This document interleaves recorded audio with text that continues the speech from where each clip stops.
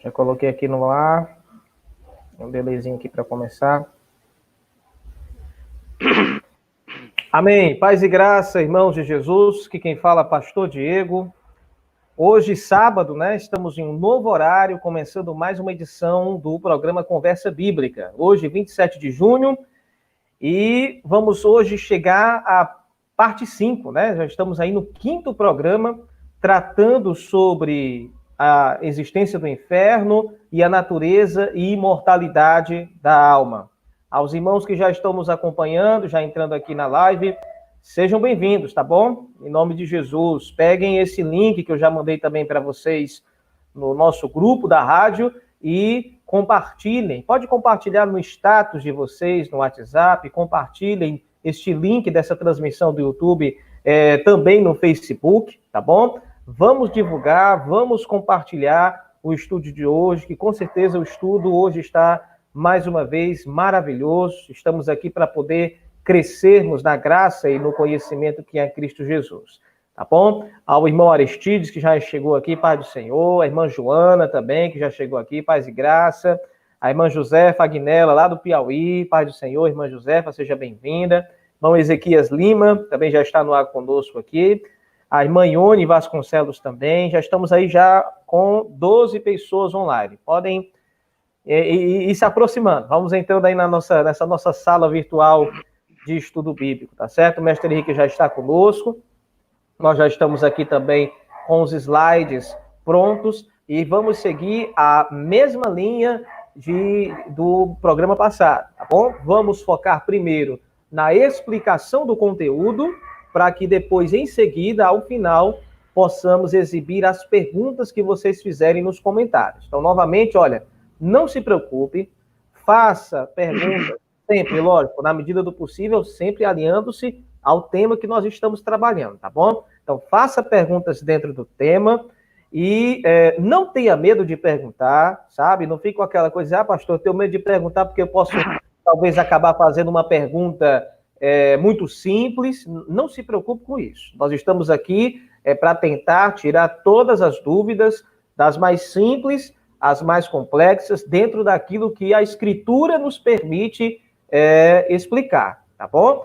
Então, não tenha medo de perguntar, coloque suas perguntas nos comentários, eu vou aqui acompanhando as perguntas e quando for ao final, nós vamos ir respondendo elas na sequência. Lembrando que existem perguntas que às vezes são muito similares umas às outras. Então, pode ser que às vezes, de 2 ou 3 perguntas que são iguais, eu apenas selecione uma para poder ser exibida aqui e acaba, na verdade, chegando nós ao mesmo resultado, tirando a dúvida da maioria, tá bom?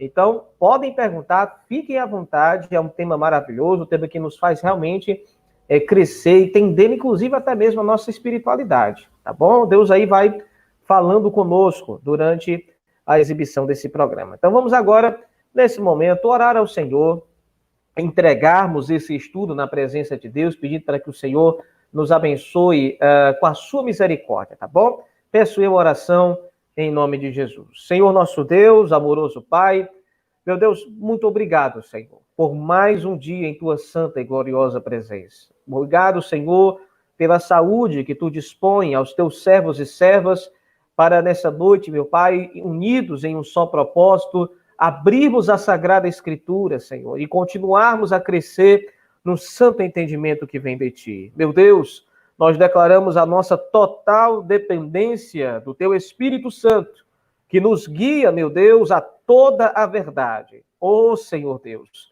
em nome de Jesus, ó Pai, que de fato a Tua palavra possa reger, governar as nossas vidas na Tua presença, que todo o conhecimento, todas as verdades bíblicas, hoje, meu Deus, aqui anunciadas, se reflitam, meu Deus, em uma vida cada vez mais compromissada com o Senhor, uma vida cada vez mais cheia do Teu Espírito, uma vida cada vez mais ousada e corajosa em ser testemunha da Tua palavra nesse mundo.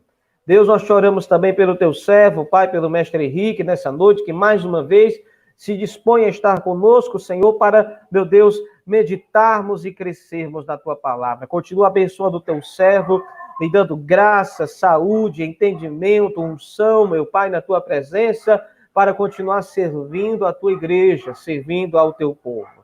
Ó Santo Deus e amado Pai, é no nome de Jesus que te louvamos e te agradecemos. Amém e amém. Vamos agora aqui colocar o mestre Henrique na tela. Paz e graça, mestre Henrique. Seja bem-vindo. Paz do Senhor, pastor, paz do Senhor aos irmãos.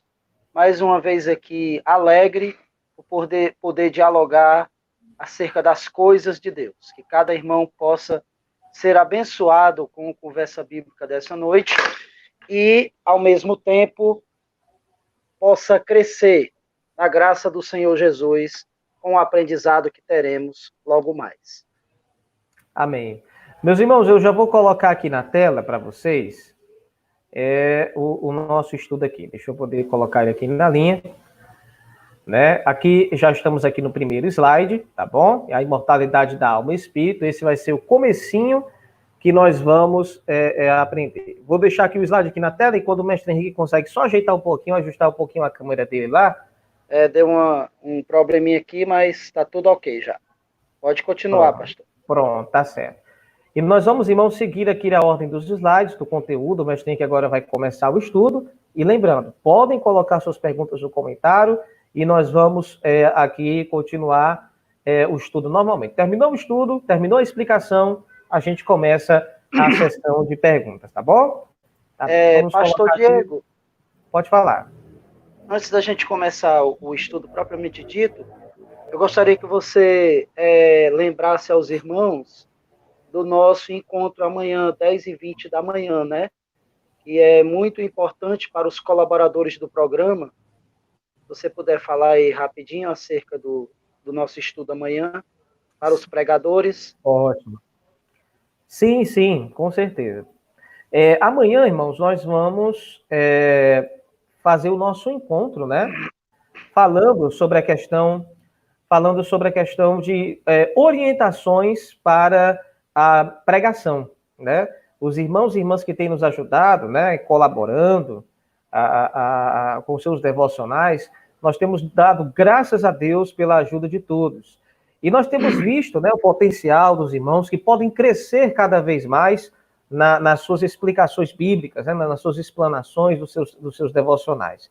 Então, amanhã, às 10h20, através do Google Meet, né, que é uma plataforma de videochamada, como se fosse uma sala virtual, a partir das 10h20 da manhã, nós estamos chamando os irmãos que têm colaborado conosco para poder nos ajudar. Mas se você diz, pastor, eu não colaborei ainda, tenho até vontade de enviar meus devocionais para a rádio, eu queria aproveitar essa oportunidade de aprender.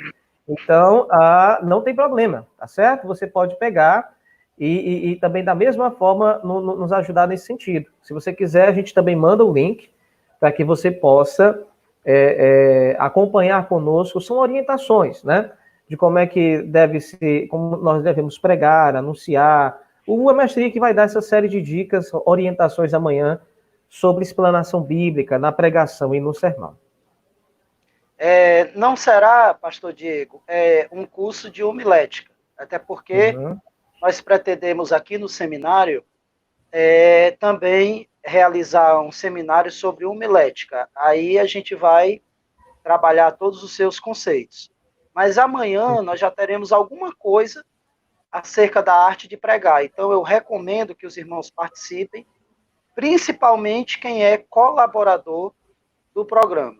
Eu acredito que amanhã nós teremos informações, vamos dialogar acerca de alguns pontos que só vai enriquecer ao irmão e à irmã que participar. Então, são todos convidados amanhã a partir de 10h20.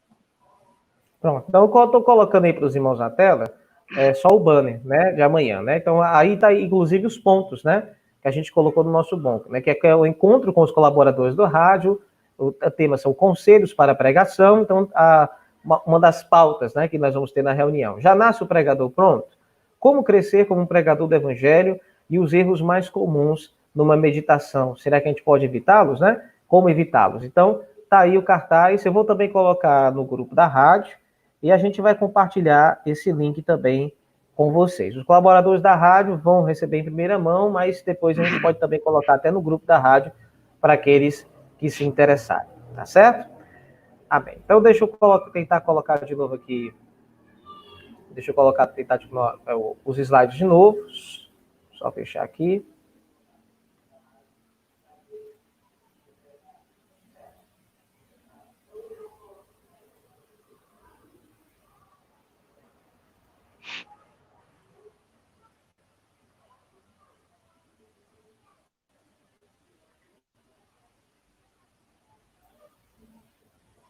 Pronto. Estamos agora no primeiro slide.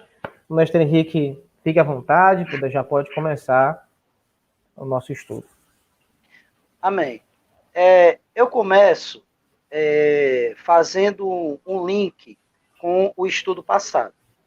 Nós aprendemos, no Conversa Bíblica anterior, que o homem possui uma parte imaterial, intangível e imortal, formada pela sua alma e seu espírito, que é o nosso homem interior. E ele possui uma parte material, tangível e mortal. E essa parte se refere ao corpo. Então, quando a Bíblia Sagrada fala que nós somos mortais, ela não está se referindo à alma e ao espírito, ela está se referindo ao corpo. Então, se tem uma parte do homem que morre, que vai para a sepultura, que fica inconsciente, essa parte é o seu corpo, não a sua alma e o seu espírito. Paulo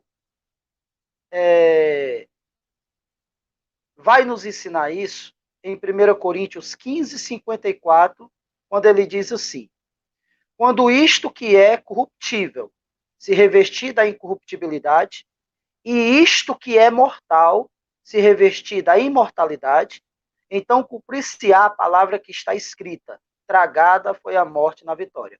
Eu quero chamar a sua atenção, meu amado irmão, para a expressão que Paulo usa, quando isto que é mortal. A expressão isto não se aplica a uma pessoa, se aplica a algo, a uma coisa. Quando ele diz que isto que é mortal, ele está falando do corpo. Então, o nosso corpo não é o nosso eu. O nosso corpo é apenas a morada da alma e do espírito. Então, a gente pode dizer que o nosso corpo é uma coisa. O nosso corpo é que perece. O nosso corpo é que volta ao pó. Então, há uma parte do nosso ser que é mortal. Qual é a parte do nosso ser que é mortal? É exatamente o corpo. Interessante quando Paulo diz assim: quando isto que é mortal se revestir da imortalidade, ele tira uma parte do todo. Ou seja, Paulo não está falando do homem como um todo, chamando-o de mortal. Ele está se referindo a uma parte que forma o homem que é mortal, no caso, o seu corpo. Paulo não diz, quando eu que sou mortal, me revesti da imortalidade. Ele está dizendo, quando isto que é mortal, se revestir da imortalidade. Então, ele está falando exatamente do seu corpo. É por isso que lá no livro de Eclesiastes, capítulo de número 12, verso 7, a Bíblia vai dizer: e o pó volte à terra como era, se referindo ao corpo, e o espírito volte a Deus que o deu. Ou seja, na hora da morte, há uma separação entre a alma e o espírito que parte para a eternidade, e o corpo fica dormindo no pó. Numa prova inequívoca de que a Bíblia não ensina a mortalidade, como dizem alguns, como dizem os adventistas, testemunhos de Jeová e os mortalistas. A Bíblia não ensina que o homem é mortal. Ela ensina que um homem tem um corpo mortal e que uma alma e um espírito que subsiste à morte do corpo. É exatamente isso que faz com que a imortalidade da alma e do espírito seja uma realidade bíblica.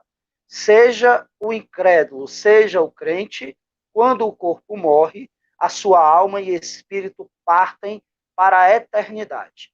Um vai para o Hades, aguardar a ressurreição do corpo no juízo final. O outro vai para o céu, aguardar a ressurreição do corpo no arrebatamento, para viver eternamente com Deus nas moradas celestiais.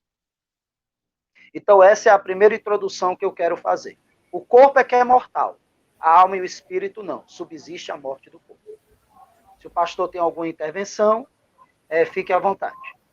Não, ok, ótimo. A gente já podemos seguir para o próximo slide. Pronto, então vamos para o próximo slide. Pronto. Amém. Entendido que é o nosso corpo que é mortal, e que a alma e o espírito não morrem, nós vamos agora, através de uma avalanche de versículos bíblicos, provarmos que a alma e o espírito subsiste à morte do corpo. Isto é, quando o corpo perece, a alma e o espírito já partiram para a eternidade. Eu quero primeiro chamar a atenção para o texto de Eclesiastes 3:11, que diz assim: tudo fez formoso em seu tempo. Também pôs a eternidade no coração do homem, sem que este possa descobrir a obra que Deus fez desde o princípio até o fim. Esse texto ele é muito significativo na temática que estamos abordando. Aqui o autor de Eclesiastes está dizendo literalmente que Deus colocou no coração do homem a ideia da eternidade. E aí, meu amado irmão e pastor, eu vou fazer uma contextualização que prova por que o autor de Eclesiastes disse isso, ou seja, que Deus colocou a eternidade no coração do homem. Veja só, se você pegar todas as civilizações da antiguidade, todas elas acreditavam na vida após a morte. Os egípcios, por exemplo, praticavam a mumificação porque eles acreditavam que depois o faraó ou o membro da sua família voltaria do julgamento de Osíris e aí a alma voltaria para o corpo e ele viveria na pirâmide eternamente. Então a ideia de mumificar e de construir a pirâmide partia do pressuposto de que a alma continuaria viva depois da morte do corpo, voltando para ele, por isso que o corpo não poderia putrefar. Daí a ideia da mumificação, de manter o corpo sem apodrecer.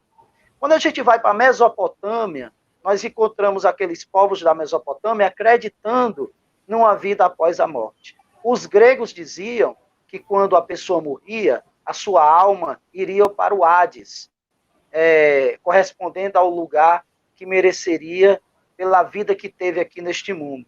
Quando nós analisamos as culturas dos índios aqui do Brasil, eles acreditavam que existia imortalidade. Quando nós analisamos a cultura dos povos pré-colombianos, astecas, incas e maias, eles também acreditavam na eternidade. Ou seja, todos os povos da antiguidade acreditavam na imortalidade. A pergunta que eu faço é simples: de onde veio essa ideia? De onde o homem tirou essa ideia de que existe algo além desse mundo existencial? A resposta está aí em Eclesiastes 3:11. É uma ideia que Deus coloca no coração do homem para que ele entenda que existe uma vida além do túmulo. E eu digo mais para os irmãos, essa ideia de dizer que não existe imortalidade, essa ideia de dizer que a vida se resume a esse mundo existencial, ela é uma ideia moderna, de filósofos da modernidade, como Nietzsche, que dizia que tudo se acabava neste mundo. Mas antes desses homens, a crença numa vida após a morte era uma realidade. O que nos faz perguntar de onde é que essas pessoas tiraram essa ideia. A ideia veio exatamente de um selo que Deus colocou no coração do homem para que ele intua que existe uma vida após a morte, que tudo não se acaba no plano terreno. Por isso que Eclesiastes diz isso, que Deus colocou no coração do homem a ideia da eternidade. Isto posto, agora vamos ver textos que literalmente falam da alma e espírito subsistindo à morte do corpo. O primeiro deles é Gênesis 35, 17 ao 18. Aqui está narrando a morte de Raquel. E veja o que é que a Bíblia diz. E aconteceu que, tendo ela trabalho em seu parto, lhe disse a parteira: não temas, porque também este filho terás. E aconteceu que, saindo-lhe a alma, porque morreu. Tem outra tradução que diz assim: e enquanto a sua alma partia, ela morreu. A expressão saindo-lhe a alma deixa claramente a ideia de que, quando o corpo de Raquel morreu, foi porque a sua alma saiu do seu corpo. A expressão sair é sinônimo de partir. Quem parte, parte para algum lugar. Então, se a alma de Raquel partia, estava indo para a eternidade e o seu corpo ficando aqui na terra para ser sepultado. Então, esse texto é o primeiro que mostra que a alma sai na hora da morte do corpo.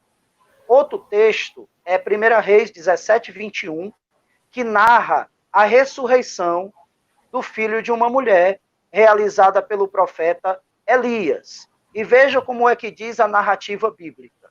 Então, se estendeu sobre o menino 3 vezes e clamou ao Senhor e disse: ó Senhor meu Deus, rogo-te que a alma deste menino torne a entrar nele. Ora, meu amado irmão, se a alma morre com a morte do corpo, então o que é que teria saído para precisar voltar o corpo desse menino? Se o espírito e a alma se vão junto com o corpo quando este morre, então qual é o sentido que teria o profeta Elias dizer: rogo-te que a alma dele torne a entrar? Ora, uma coisa só pode tornar a entrar se ela sair. Então aqui claramente a Bíblia está falando novamente de um episódio em que a alma subsiste à morte do corpo. O pastor Diego pode passar para o próximo slide, que temos mais textos provando a imortalidade. Quem morre é o corpo, a alma e o espírito continuam vivos no além. Próximo slide. Ok. Esses próximos textos é interessante. Então, nesses textos aqui, agora, nós vamos ter uma prova da imortalidade da alma de maneira implícita. Porque esses dois textos não estão falando de pessoas que morreram e a alma subsistiu à morte do corpo, como no caso da ressurreição do filho da viúva, lá com o profeta Elias, e no caso da morte de Raquel.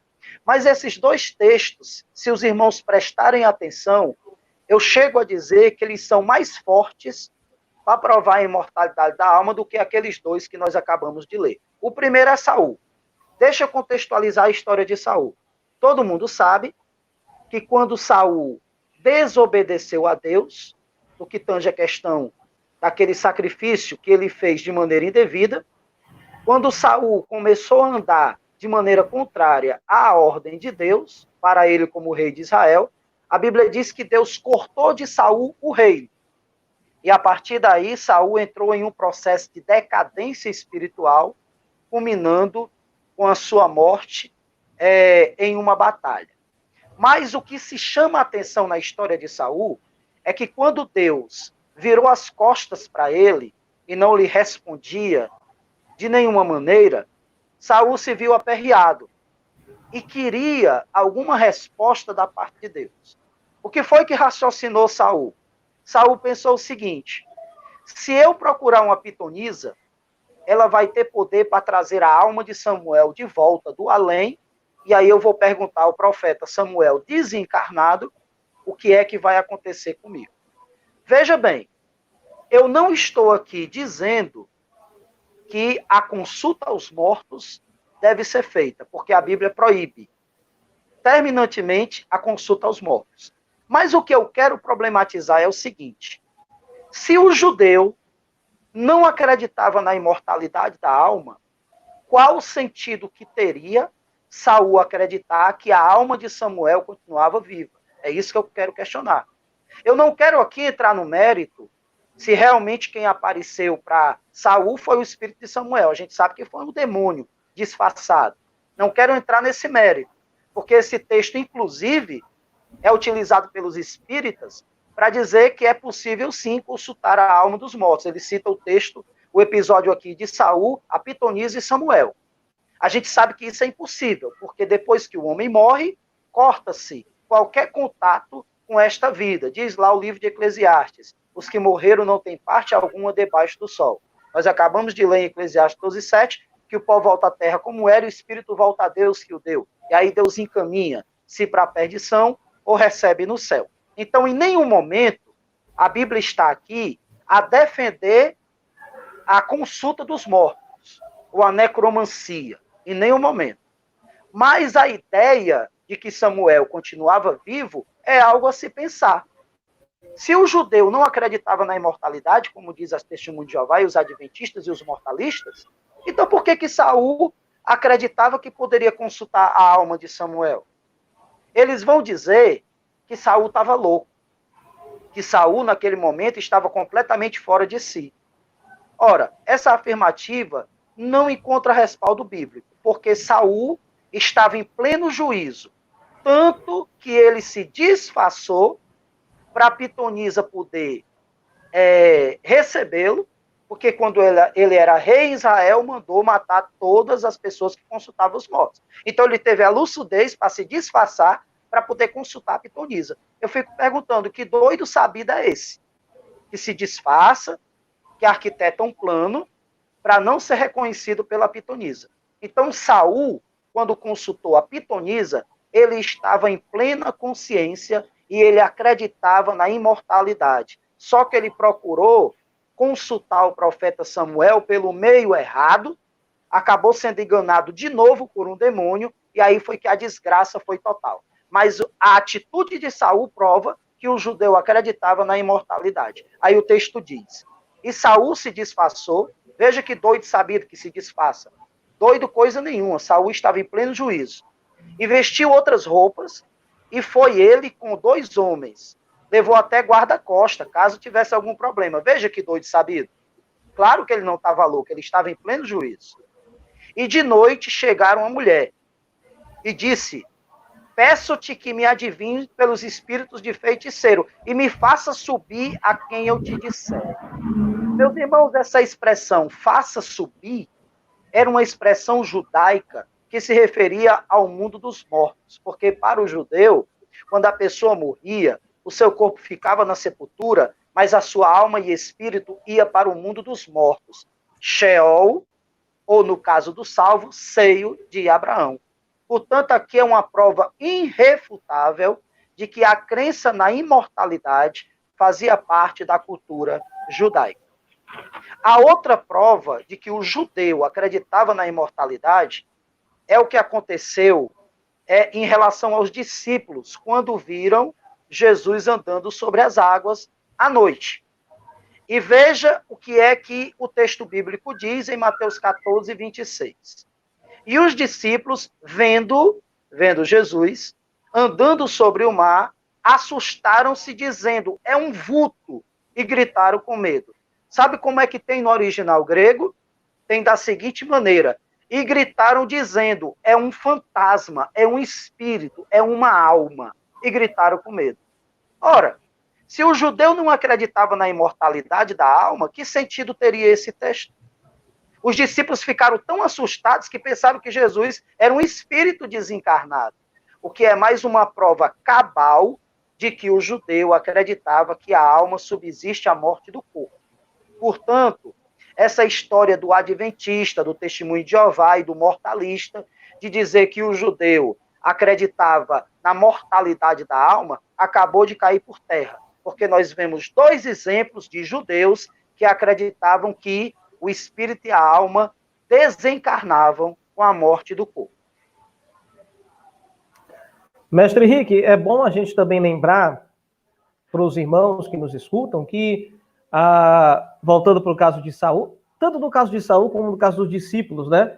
Ao falarem, vendo Jesus sobre as águas, chamando, é um espírito, uma alma, né? Existe uma diferença entre a perspectiva quando o texto bíblico fala sobre a perspectiva do personagem e quando o texto bíblico fala de uma fala clara, de uma ordem, de uma doutrina expressa de Deus.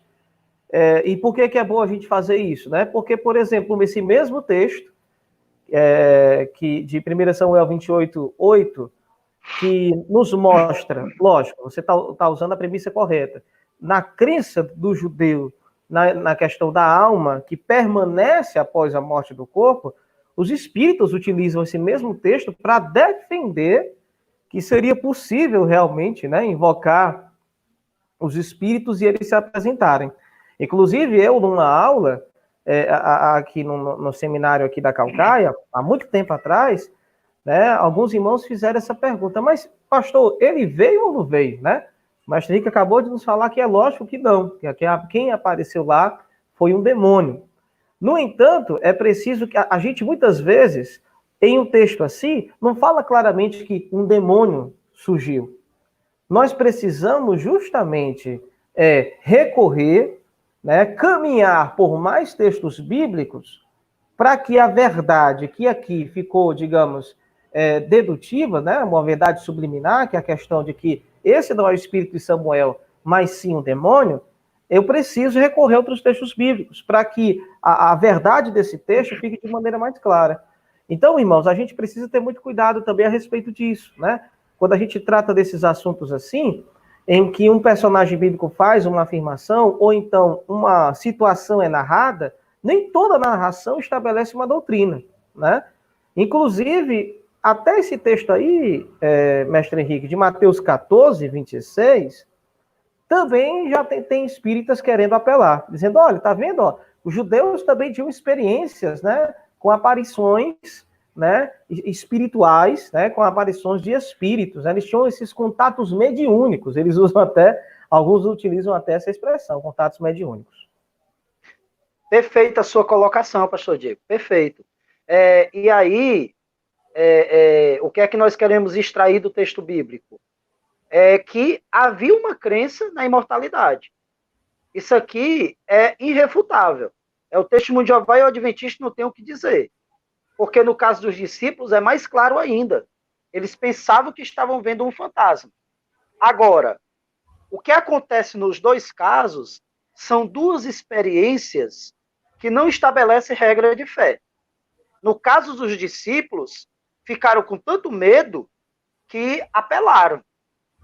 Né? Existem situações em que a adrenalina vai lá para cima e a gente acaba apelando, né?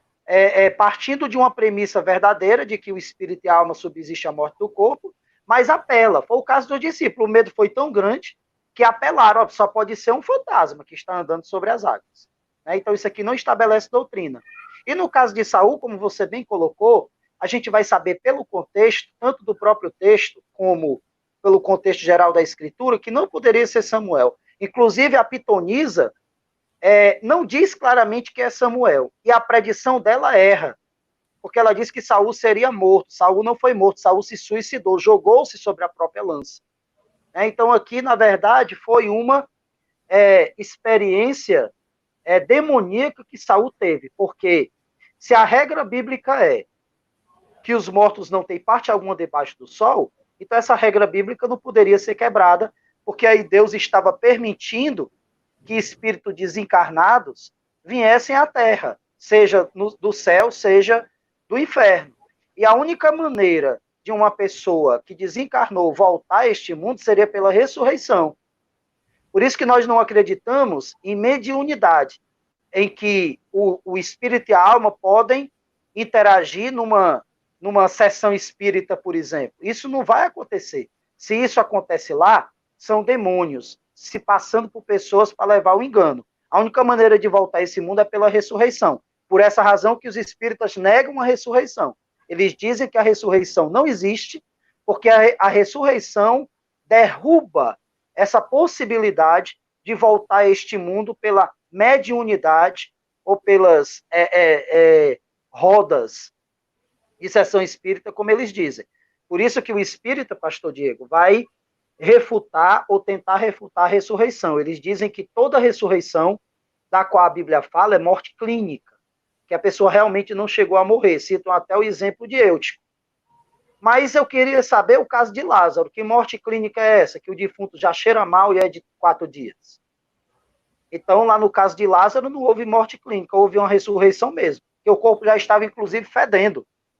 Então, a ressurreição da Bíblia é a ressurreição mesmo, da alma e o espírito voltar para o corpo e ele ficar de pé. Ou como a própria etimologia da palavra ressurreição, levanta-te, fica de pé. Feito esse contexto, o texto seguinte é as palavras de Jesus. Jesus ensinou a imortalidade da alma. Em nenhum momento Jesus ensinou que a alma morre.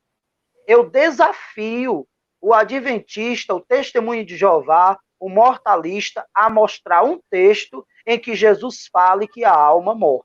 Não existe. Inclusive, nós vamos já analisar Mateus 10, 28, que quando Jesus diz, não temeis os que matam o corpo e não podem matar a alma, temei aquele que pode fazer perecer no inferno tanto a alma como o corpo, nós veremos que nem ali Jesus estava falando de mortalidade, porque a palavra perecer significa perdição, ruína. Jesus, até quando disse isso, estava se referindo à perdição eterna do Gueena, onde o homem vai sofrer eternamente em seu corpo, alma e espírito. Então, o texto aí de Lucas 12, 20, ele é muito significativo dentro dessa temática. Veja o que é que diz o texto. Mas Deus lhe disse, louco, esta noite te pedirão a tua alma, e o que tu tens preparado para quem será? Ora, se a alma morre, qual é o sentido das palavras de Jesus nessa parábola dizendo para o rico insensato que hoje pediriam a alma dele? Ora, se Deus iria pedir a alma deste homem da parábola, significa que ele iria morrer fisicamente, mas a sua alma seria levada para a eternidade. No caso, para cair na perdição. Amém. Então, podemos passar para os próximos slides, né? Próximo slide. Amém. Então, nós estamos vendo aí com muitos textos que a alma não morre com a morte do corpo. Esse outro contexto aqui é sensacional no que tange a coesão da Escritura. Eu costumo dizer, e é algo que me impressiona, é algo que me deixa assim extasiado, o contexto da Bíblia. Ela é coesa, ela não deixa espaço para o ensino errado. É por isso que o ensino errado é uma forçação de barra. Ele não encontra respaldo na Bíblia. Quando a gente analisa um ensino errado ao crivo da Escritura, ele se desmancha como uma bolacha seca que você aperta na mão. Então, os mortalistas, que acreditam no sono da alma, se perdem completamente com um contexto como esse que nós vamos ver agora. Quando Jesus refutou os saduceus, que não acreditavam na eternidade, Cristo disse, ora, ele não é Deus de mortos, mas de vivos, porque para eles todos vivem.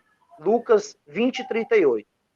Jesus estava se referindo ao texto de Êxodo, capítulo 3, versículo 6, 15 e 16, onde Deus diz para Moisés, eu sou o Deus de teus pais, o Deus de Abraão, o Deus de Isaque e o Deus de Jacó. Então Moisés cobriu o rosto porque temia olhar para Deus. Quando fazemos a ligação entre os textos, percebemos que Jesus aplica o episódio de Êxodo para destacar que Abraão, Isaque e Jacó estavam vivos na eternidade. Isso fica mais claro ainda na citação de Mateus 22, 37, quando Jesus, citando o episódio do Êxodo, diz, eu sou o Deus de Abraão, o Deus de Isaque e o Deus de Jacó. Por isso, ele não é Deus de mortos, mas sim dos que vivem. Aleluia, irmãos. Isso aqui é para encher o coração e esquentar o coração com a presença de Deus. Olha o que Jesus fez. Jesus estava conversando com os saduceus, que eram os adventistas daquela época. Acreditavam na mortalidade da alma. Diziam que não existia anjo e nem alma. Aí Jesus, para provar que existe vida após a morte, que existe a eternidade, Jesus cita o texto de Êxodo. Ora, quando Deus disse para Moisés que ele era o Deus dos pais de Moisés, Abraão, Isaque e Jacó, Abraão, Isaque e Jacó já estavam mortos. Mas Deus usou o termo no presente, eu sou, não eu fui. Eu sou o Deus de Abraão, o Deus de Isaque e o Deus de Jacó. Eu sou o Deus dos teus pais. Aí Jesus diz, sabe por que Deus disse isso para Moisés? Porque para ele todos vivem. Ou seja, quando Deus disse para Moisés que era o Deus de Abraão, Isaque e Jacó, é porque Abraão, Isaque e Jacó estavam vivos na eternidade. Isso prova a imortalidade da alma sem nenhum questionamento. Foi por essa razão que Jesus disse em outro texto: muitos virão do Oriente e do Ocidente e se assentarão à mesa com Abraão, Isaque e Jacó no reino dos céus. Ou seja, onde é que estão agora Abraão, Isaque e Jacó? No reino dos céus. Portanto, esse texto aqui, esse contexto, prova a imortalidade. Deus não é Deus dos mortos, disse Jesus. Deus é Deus dos vivos. Por quê? Porque para ele todos vivem. É interessante que em expressões dessa forma, que há uma clareza, né, existe uma clareza, uma afirmativa que não deixa dúvida, né, que não abre espaço para outras interpretações. Às vezes a gente fica se pensando, né, irmãos? Às vezes a resistência que uma pessoa tem para se submeter à Sagrada Escritura, né? E nós ficamos, às vezes, admirados. E aí, alguém pode dizer, mas pastor, e aquele outro texto? E aquela outra afirmação que talvez, com muita, às vezes até com dificuldade, né? A gente chama isso até de malabarismo teológico.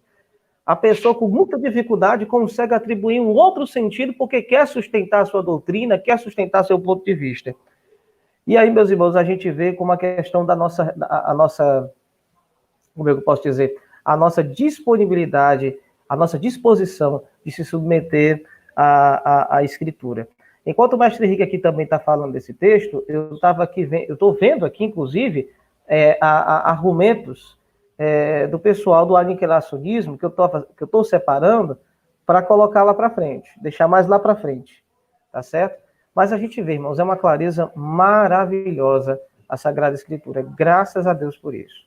E Jesus foi sensacional aí, porque Jesus está falando com os saduceus, né? Os saduceus eram categóricos em dizer que não existia nem alma e nem espírito. E olhe que o argumento de Jesus não é nem para provar que existe anjo. Os saduceus negavam a existência de anjo. O argumento de Jesus é para provar que Abraão, Isaque e Jacó continuavam vivos no céu, apesar de já estarem mortos. Se Jesus não acreditasse na imortalidade da alma, não ensinasse isso aqui não teria nenhum sentido. A pergunta que se faz é por que Jesus não argumenta por outras vias? Para provar que existia anjo. Jesus faz questão de citar pessoas que já estavam mortas, esses saduceus sabiam que estavam mortos. Jesus cita pessoas da cultura deles, Abraão, Isaque e Jacó. E Jesus diz, olha, sabe por que Deus é Deus de Abraão, Isaque e Jacó? Porque ele não é Deus de morto, ele é Deus de vivo. Abraão, Isaque e Jacó continuam vivos, e Deus continua Deus deles. É isso que Jesus está querendo dizer. Ótimo. Passar para o próximo slide. Para o próximo slide. Ok. Amém. Vamos continuar contextualizando que a alma subsiste à morte do corpo. No Antigo Testamento, temos também evidências na separação entre corpo e alma na hora da morte. No Novo Testamento, quando o jovem que ouvia Paulo pregar caiu de certa altura e foi tido como um morto, a Bíblia diz: foi levantado morto. Paulo, porém, descendo, inclinou-se sobre ele e abraçando-lhe disse: não vos perturbeis, que a sua alma nele está. E levaram vivo o jovem e ficaram não pouco consolados. Esse texto aqui também é sensacional para mostrar que a alma subsiste à morte do corpo. Quando esse jovem caiu, o Eutico, o crente dorminhoco, aliás, se as igrejas hoje fossem no elevado, um bocado de Eutico apareciam caindo na hora do culto. Ainda bem que agora é no banco, né, pastor Diego? Fica cochilando lá, mas não tem perigo de cair e ser dado como morto. Feita a ressalva, voltemos aqui para o texto. O Eutico caiu como morto. Ele não morreu. As pessoas que deram que ele tinha morrido. Que a queda foi tão grande que as pessoas disseram, morreu, foi dado como morto. Só que Paulo inclinou-se sobre ele e Deus revelou, provavelmente, que a alma do Eutico ainda estava nele. Aí Paulo disse, olha, ele não morreu porque a alma nele está. Grifa isso. Não morreu porque a alma nele está. Se ele não morreu porque a alma nele está, qual é a conclusão lógica? A morte acontece quando a alma sai. Se a alma sai, então o corpo morre. Se a alma não sai, o corpo não morre. Por isso que Tiago vai dizer, tomando a parte pelo todo, que o corpo, seu espírito está morto. Prova de novo a imortalidade. E aí as pessoas ficaram alegres e levantaram, consolados, o Eutico. Mas a Bíblia não diz que ele foi ressuscitado. Diz apenas que ele foi levantado porque tinha sido dado como morto, mas ele não tinha morrido. Isso aqui é a chamada morte clínica, que é aquela situação em que a pessoa, por exemplo, tem uma parada cardíaca, provavelmente o Eutico teve uma parada cardíaca devido à queda, ou alguma coisa do tipo, mas a alma continuou nele, o que significa que ele continuou vivo. Inclusive, eu ressalvo aqui, e isso que eu vou ressalvar não deve ser tomado como verdade, se não puder ser provado pela Escritura. Mas muitas pessoas que tiveram parada cardíaca geralmente relatam experiência fora do corpo. Eu não sei se os irmãos já ouviram falar disso, de relato de pessoas que tiveram parada cardíaca, mas que disseram que viram o corpo, que tiveram experiências fora do corpo. Eu não vou entrar nesse mérito, porque o que me guia é a Escritura e não a experiência. Provavelmente essas pessoas sonharam, alguma coisa do tipo, porque a alma continuou nelas. Mas prova o quê? Prova que na morte clínica a pessoa não parte desse mundo. Então, quando a pessoa volta de uma morte clínica, ela não ressuscitou. O que acontece apenas é que o cérebro dela reagiu, que o corpo reagiu e ela voltou a interagir. Mas a alma continuou nela. Esse texto também é irrefutável. Se a alma não subsiste à morte do corpo, qual o sentido da expressão do apóstolo? A alma continua nele, ou a alma nele está. Paulo constatou não o óbito, pelo fato da alma não ter saído do corpo do rapaz, o que se constitui numa prova irrefutável de que a alma se separa do corpo na ocasião da morte. Esse relato, Mastrinho, que você acabou de falar, também é chamado pela sigla de EQM, né?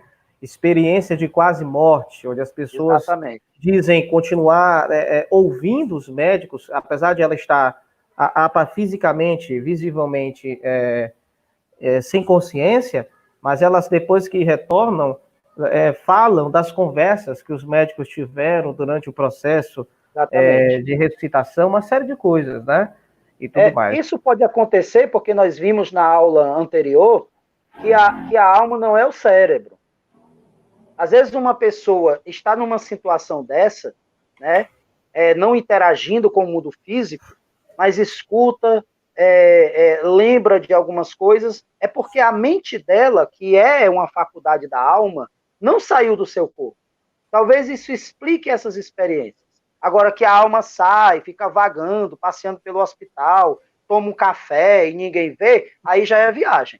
Mas que a mente, que é uma faculdade da alma, continua nesse estado clínico, é um fato, inclusive na Bíblia, porque Paulo constatou, ele não está morto, a alma nele está. Morte clínica.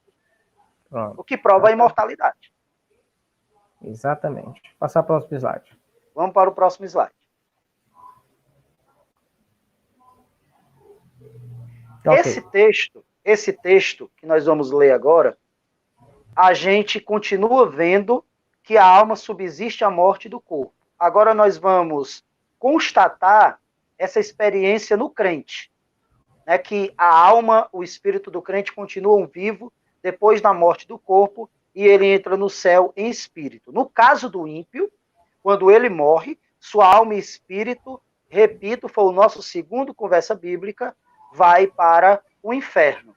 Por isso que lá em Jó 27:8, a Bíblia faz a seguinte indagação: qual é a esperança do ímpio quando Deus o cortar, quando Deus lhe arrebatar a alma?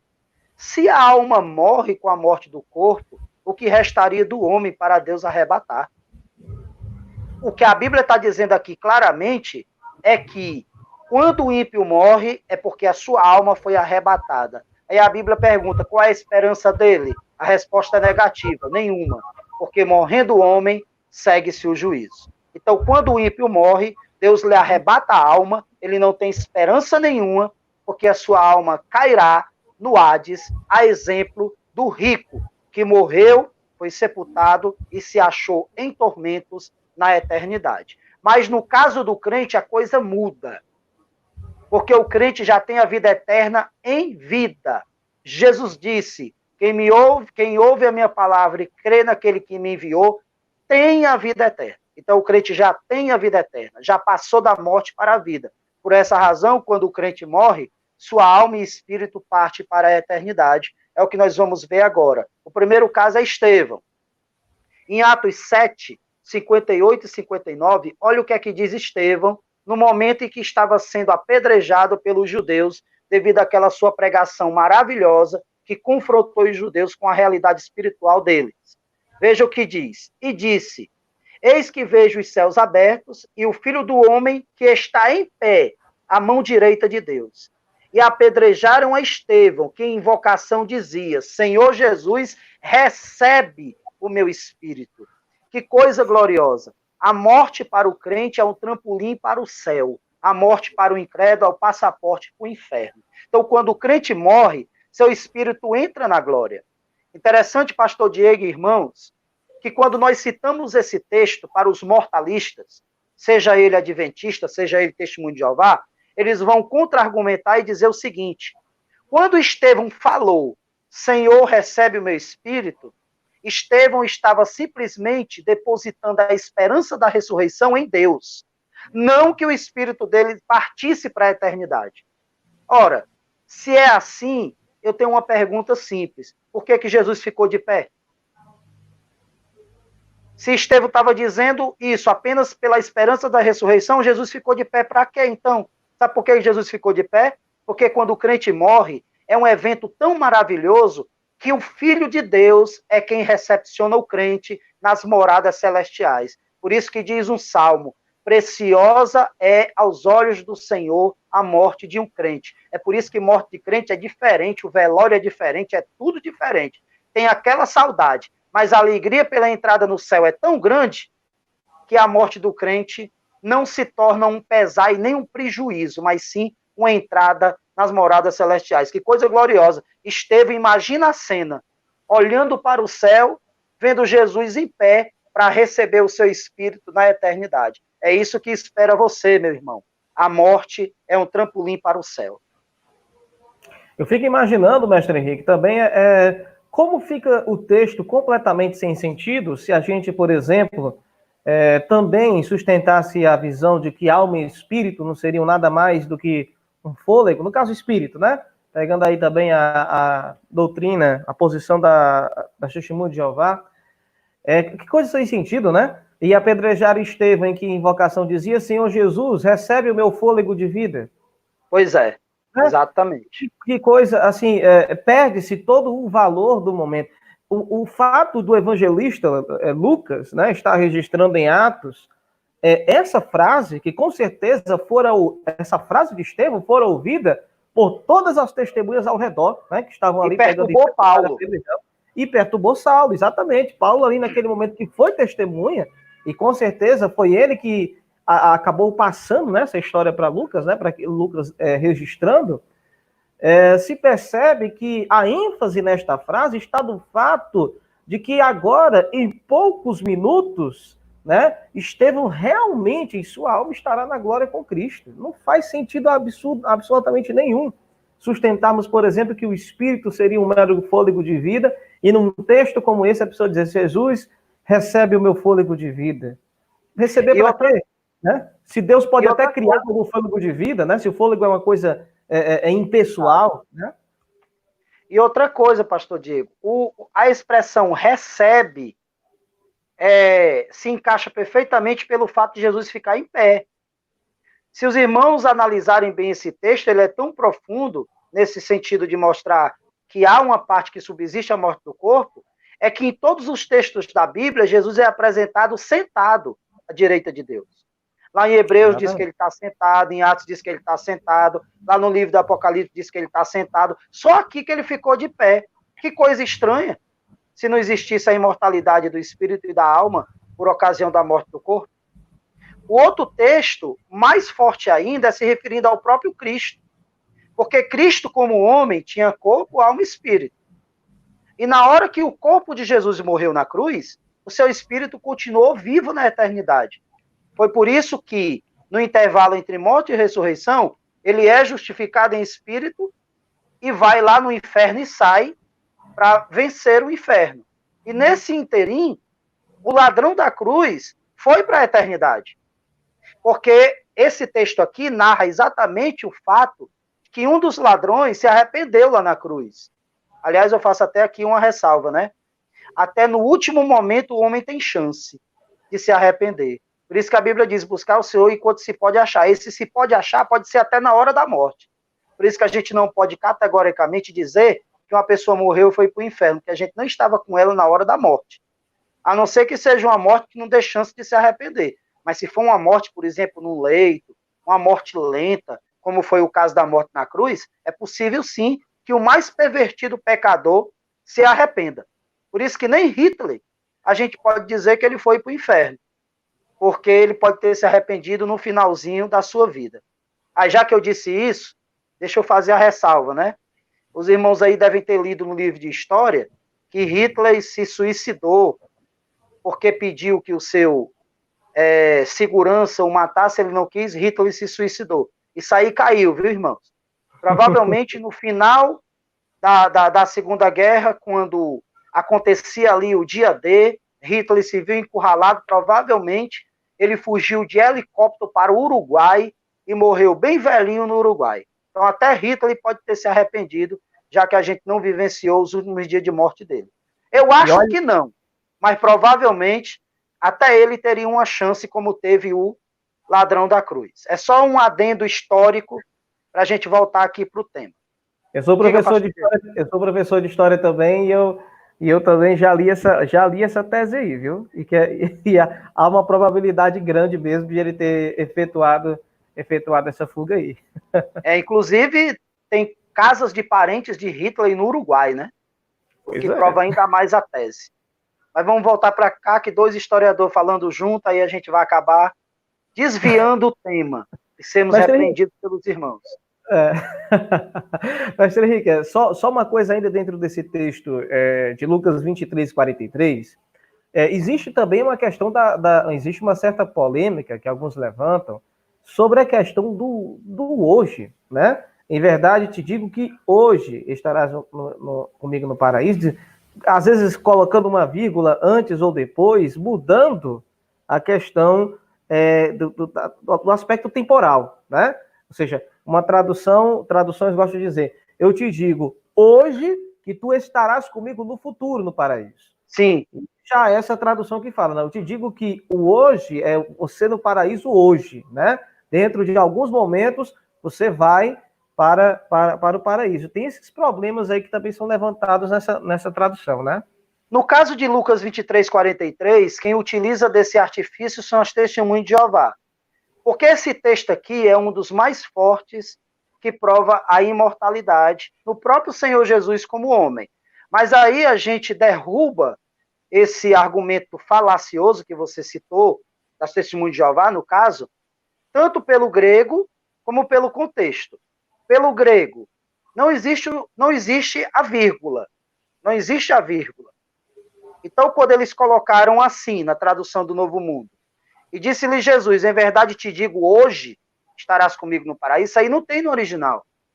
Foi uma colocação da tradução do Novo Mundo para querer disfarçar que a Bíblia não ensina a imortalidade. Então, no original grego, está como está aqui. E disse-lhe Jesus, em verdade te digo, hoje estarás comigo no paraíso, quer dizer, naquele momento. Então, esse seria um argumento gramatical no texto, exegético no texto ali. Mas existe um argumento hermenêutico, que prova que ali Jesus estava falando de subsistir a morte do corpo e de o ladrão acompanhá-lo espiritualmente. Com o texto de 1 Timóteo, que vai dizer que aquele que foi crucificado na carne foi justificado em espírito. Então, Jesus, quando morreu na cruz e seu espírito vai para o Pai, ali ele é justificado em espírito. E o ladrão o segue também em espírito. E outra coisa, no evangelho correspondente, que narra esse episódio, Jesus vai dizer, Pai, nas tuas mãos eu entrego o meu espírito. também ficaria sem sentido se o espírito não fosse algo pessoal e sim um fôlego. Jesus dizer, nas tuas mãos entrego o meu fôlego de vida. Então, Pai, recebe o meu espírito, é a mesma expressão que Estevão usou, ou melhor, a expressão que Estevão usou é a mesma que Cristo usou. Jesus utilizou. Né? Nas tuas mãos, Senhor, Pai, recebe o meu espírito. Então, se você analisa pelo contexto, fica claro que ali existe a imortalidade. O espírito de Cristo continua vivo, razão pela qual ele entra no céu e o ladrão em espírito entra com ele. E outra prova de que Jesus continuou vivo é que Jesus ressuscitou a si mesmo. Quando os discípulos passavam pelo templo, Jesus disse, derrubai esse templo, falando para os judeus, e em 3 dias eu levanto. Os judeus disseram, mas em 46 anos foi levantado esse templo, e tu levantarás em 3 dias? Aí o apóstolo que escreveu o evangelho faz a ressalva e diz, mas ele falava do templo do seu corpo. E aí diz, quando ele ressuscitou, os discípulos se lembraram do que Jesus tinha dito. Então Jesus só poderia ressuscitar ele mesmo se o seu espírito continuasse vivo na eternidade. Então não tem para onde correr. Lucas 23, 43 é uma prova irrefutável de que o espírito subsiste à morte do corpo. Ótimo, ótimo. Outro texto, também irrefutável sobre a imortalidade, é Apocalipse 6:9, que diz assim, e havendo aberto o 5º selo, vi debaixo do altar as almas dos que foram mortos por causa da palavra de Deus e por causa do testemunho que deram. Onde é esse altar? No céu. Onde é que as almas estavam? Debaixo do altar. E o corpo delas, derramado, morto na terra. O sangue foi derramado na terra. Então, essas almas aqui estavam vivas, clamavam, advogavam o corpo, pediam a ressurreição. Então, como é que não existe imortalidade? Então, todos esses textos provam que a alma e o espírito subsiste à morte do corpo. Amém? Amém. Então, vamos para os próximos slides. Ok. Outro texto que prova a imortalidade, na boca do apóstolo Paulo. Porque para mim o viver é Cristo e o morrer é ganho.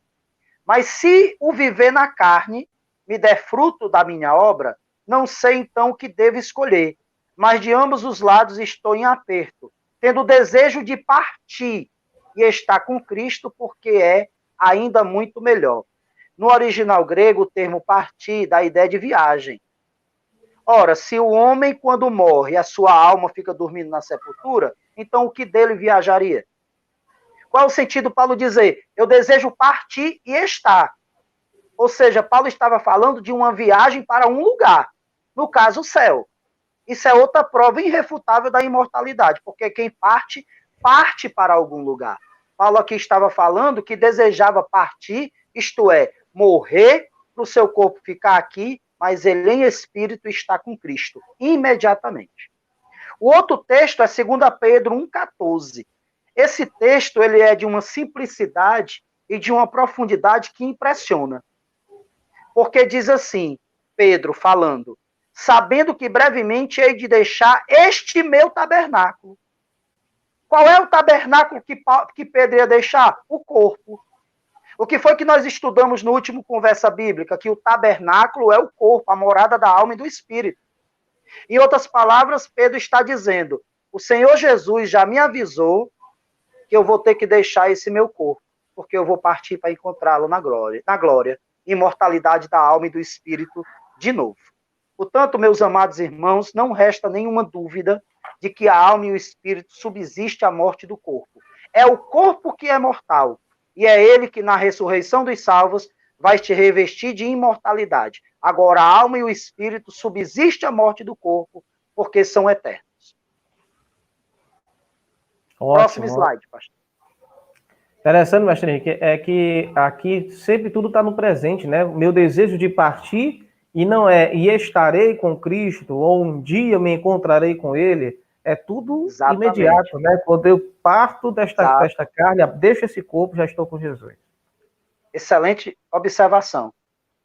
Agora nós vamos para a parte final do estudo de hoje. Nós vamos analisar o destino final dos ímpios. Por que eu não vou analisar o destino final dos salvos? Porque todo mundo sabe que o salvo aguarda a ressurreição do corpo no arrebatamento para ser levado para o céu. Todo mundo sabe, né, todo mundo que eu digo, os que estão acompanhando a conversa bíblica, de que quando o crente morre, sua alma e espírito entram no céu. Mas acerca do incrédulo, qual será o destino final dele? Quando o corpo do incrédulo ressuscitar, lá no juízo final, ele vai ser aniquilado ou ele vai sofrer eternamente?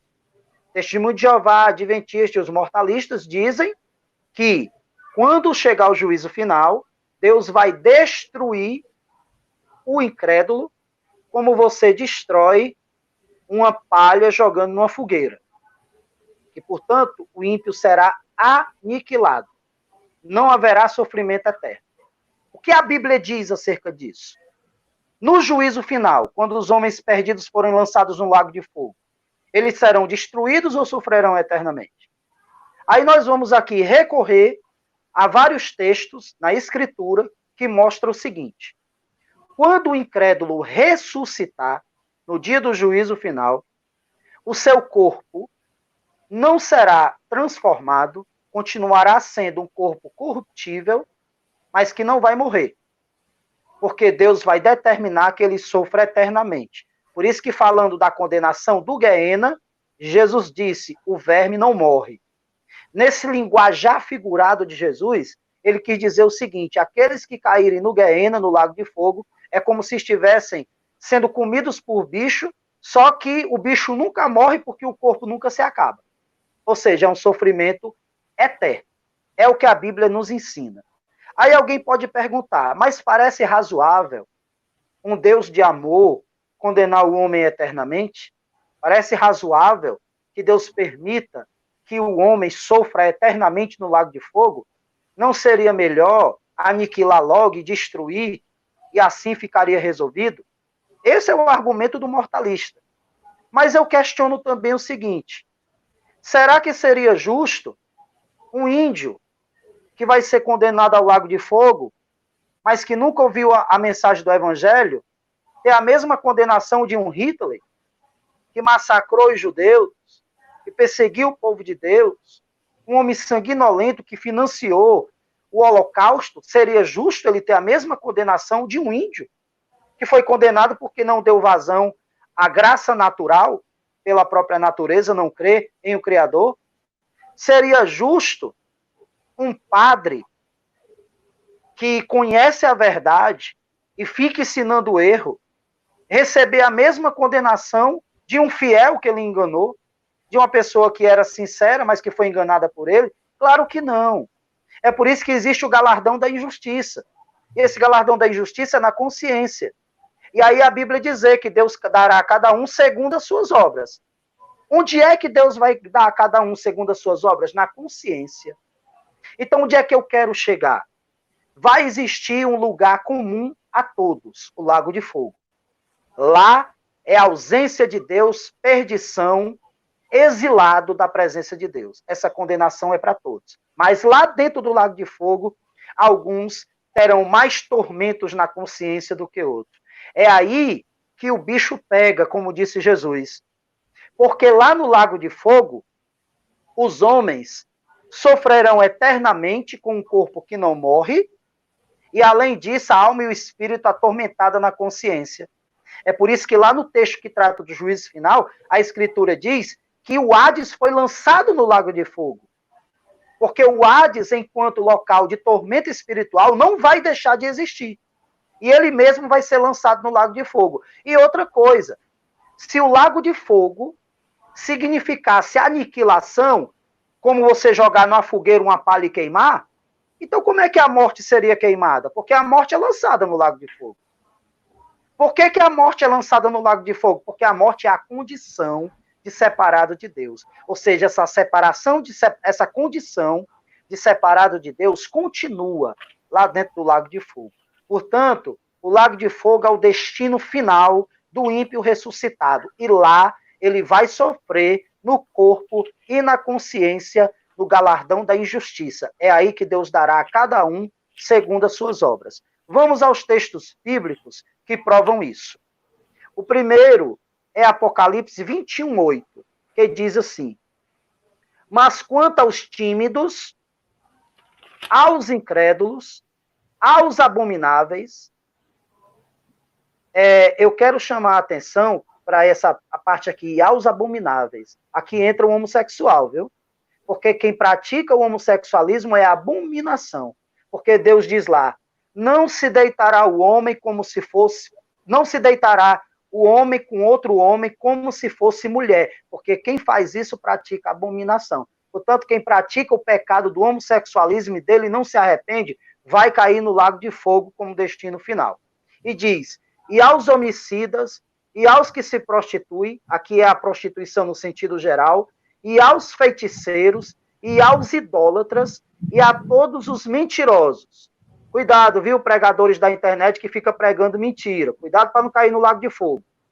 E a sua parte será no lago que arde com fogo e enxofre, que é a segunda morte. Portanto, o lago de fogo é a segunda morte, ou seja, a morte eterna e definitiva, banido para sempre da presença de Deus.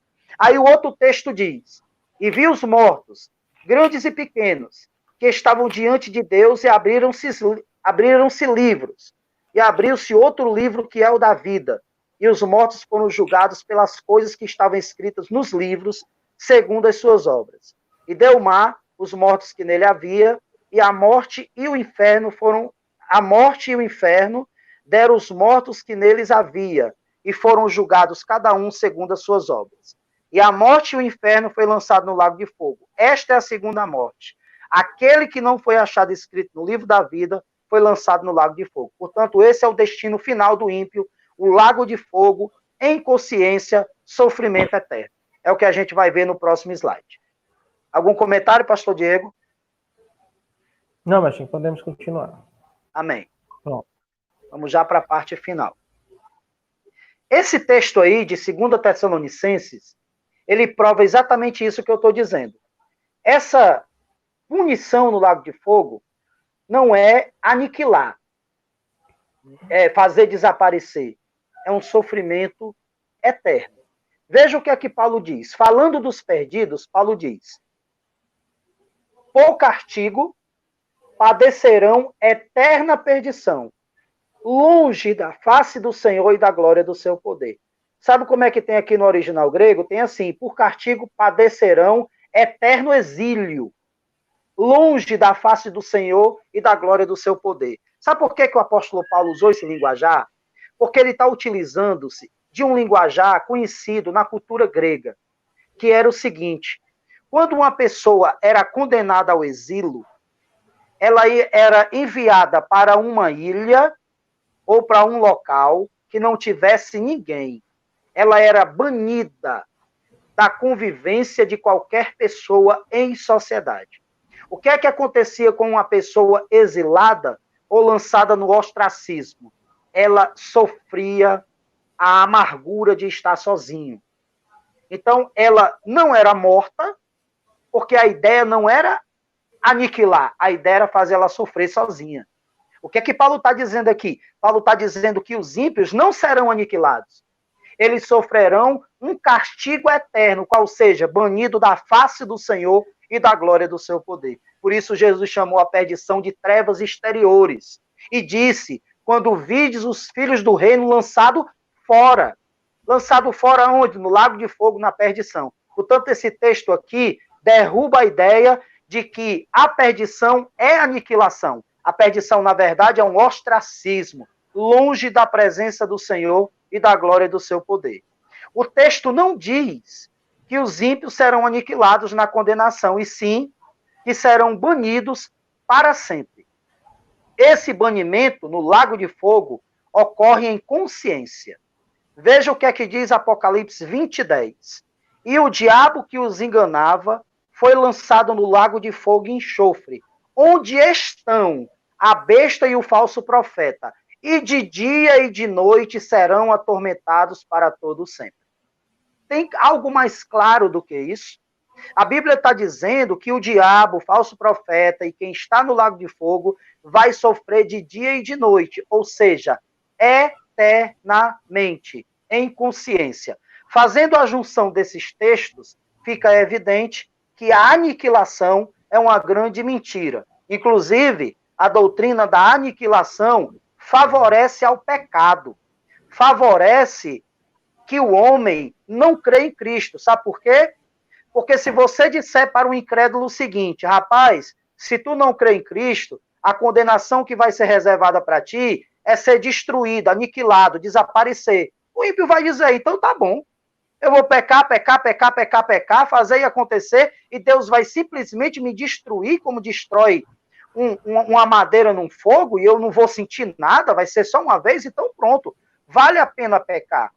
Os mortalistas estão, na verdade, sendo um instrumento de Satanás para levar as pessoas para longe de Deus. Porque essa doutrina de que a alma morre é uma doutrina do inferno que leva as pessoas para a perdição. Agora, se o ímpio escutar com a unção do céu que ao morrer ele vai para a perdição, ele vai pensar 2 vezes em continuar pecador. Alguém pode até indagar assim, mas irmão Henrique, por que é que em igrejas por aí se fala no inferno e o ímpio não sente nada? Porque são pregadores sem unção. Eu quero ver um pregador como Jonathan Edwards, que pregou a mensagem pecadores na mão de um Deus irado, que a unção era tão grande que os pecadores ficavam se agarrando nas coisas porque estavam tendo uma visão do inferno. É esse tipo de pregação que nos está faltando hoje em dia para alertar o pecador, que no lago de fogo ele não vai ser aniquilado coisa nenhuma, ele vai sofrer de dia e de noite para todo sempre. Ou como disse Jesus, o fogo não se apaga e o verme não morre. Ok. Vou deixar minha pergunta mais para o finalzinho. Pronto, vamos para o próximo slide. Décimo slide. Pronto. 2 observações importantes em relação ao texto que nós acabamos de ler. Primeira observação. Os que forem lançados no lago de fogo sofrerão de dia e de noite, ou seja, eternamente. Isso seria impossível se sofresse a aniquilação por completo. Por isso, a destruição que os ímpios sofrerão será um perecer em consciência e não uma aniquilação. E não temais os que matam o corpo e não podem matar a alma. Antes temei aquele que pode fazer perecer no Gueena tanto a alma como o corpo. A expressão perecer que Jesus usou aqui não significa aniquilação ou destruição por completo. Significa apenas uma condição de ruína e de perdição. Então, essa palavra perecer não quer dizer que o ímpio no lago de fogo vai desaparecer, quer dizer que ele vai sofrer uma ruína eterna. Porque a palavra perecer na Bíblia significa isso. Ruína, destruição, perdição e nunca aniquilação. Um exemplo disso é o texto seguinte, de 1 Coríntios 1,18, que diz assim, porque a palavra da cruz é loucura para os que perecem, no original, que estão perecendo, mas para nós, os que somos salvos, é o poder de Deus. Ou seja, o ímpio, ele não está sendo aniquilado, mas o ímpio está perecendo, ou seja, está em ruína no pecado. Há um outro texto, no Antigo Testamento, em que Esté, quando vai ter com um rei Assuero, para pedir a favor do povo judeu, Esté diz assim, eu vou estar perante o rei, se eu perecer, pereci. Quer dizer que Esté seria aniquilada? Não. Esté seria apenas expulsa lá do reinado de Assuero, caso o rei não lhe quisesse ouvir. Ou, no máximo, ela seria morta, mas destruída não. E ela usou a palavra perecer. A Bíblia ainda diz que quando o diabo foi lançado do céu, Deus fez ele perecer. E eu pergunto, o diabo não continua vivo, não? Qual foi o perecer do diabo? Uma ruína, perdição, prejuízo eterno. Portanto, Jesus deixa claro que lá no lago de fogo, perecer vai ser um sofrimento eterno. Essa é a primeira observação em cima do texto de Apocalipse. A segunda observação é a seguinte.